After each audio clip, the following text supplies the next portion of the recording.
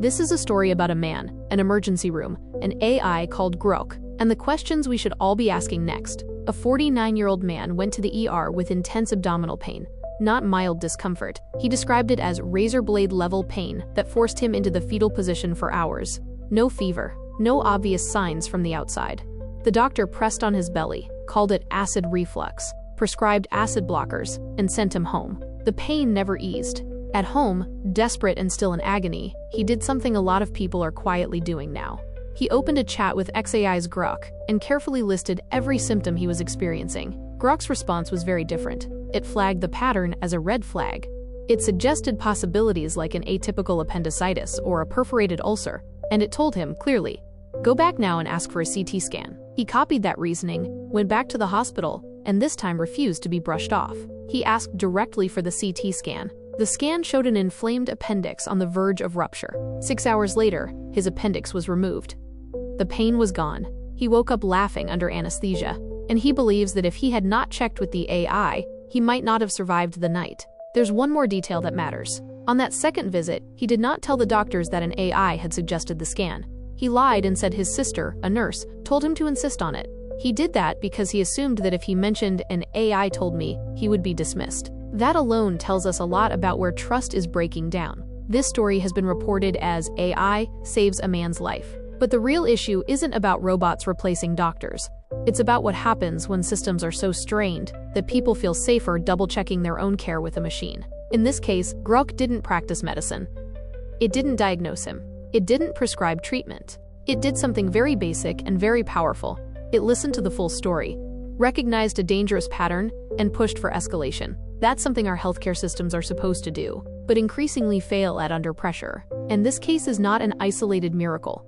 There are other patient reports across platforms where AI tools have flagged serious risks that were initially missed. Things like atypical appendicitis, blood clots, internal bleeding, sepsis, or dangerous drug interactions. Not by doing magic, but by calmly weighing symptoms without being rushed, distracted, or bound by production quotas. So yes, AI can help, but that's not where the story ends. The real risk is not that AI becomes too smart.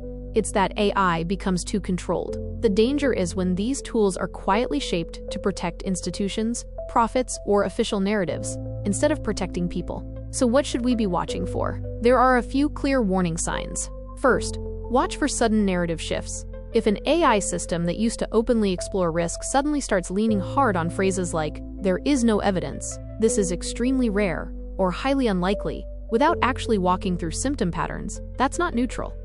That's messaging. Second, pay attention to how patient experiences are treated. Honest tools will say, "We can't prove cause and effect, but your experience matters, and here are possibilities to discuss with a doctor."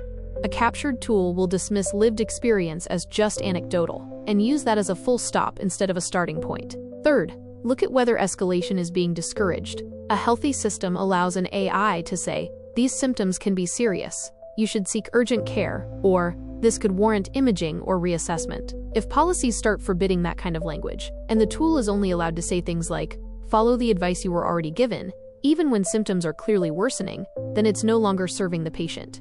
It's serving liability protection. Fourth, transparency. We should always be asking, what data was this thing trained on?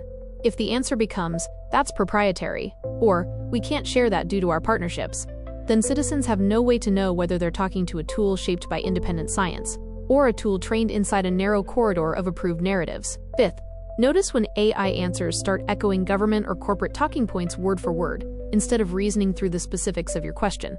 When it sounds more like a press release than a partner in analysis, something has shifted. And finally, notice if the tool's usefulness shrinks while the legal language grows. Disclaimers are normal, but if each update makes answers shorter, vaguer, and more evasive, that's a sign that risk management is being prioritized over clarity and honesty. It's important to say this very clearly. These patterns don't just show up in healthcare. They show up in environmental issues, when contamination gets minimized. They show up in infrastructure, when unsafe buildings are called within standards. They show up in housing, economics, and civil liberties, anytime uncomfortable truths are delayed, downplayed, or wrapped in reassuring language that doesn't match what people are living. Governments and large institutions don't usually hide things with cartoon-style lies. They hide things by narrowing what is investigated, delaying acknowledgement, and shaming or sidelining people who keep asking the wrong questions. AI doesn't invent that behavior. It can either expose it or silently amplify it. The story of the man, the ER, and Grok is not a simple technology good, doctors bad narrative. It's a signpost. It shows us three things at once. First, that people are desperate enough and skeptical enough to double-check critical medical decisions with independent tools. Second, that AI can act as a useful second set of eyes when systems are overwhelmed. And third, that if we are not paying attention, these same tools can eventually be tuned to repeat the very narratives people are trying to escape. The balanced position is this: AI should act as a second opinion, a pattern checker, and a tool that helps citizens ask better questions and push for proper follow-up when something feels wrong. It should not become a silent enforcement arm for guidelines, public relations, or profit. Tools should serve people, not the other way around. Trust does not come from forcing everyone to stop asking hard questions. Trust comes from answering them, even when the answers are uncomfortable. If this one story tells us anything, it's that we need to be talking not just about what AI can do, but about who it is allowed to serve.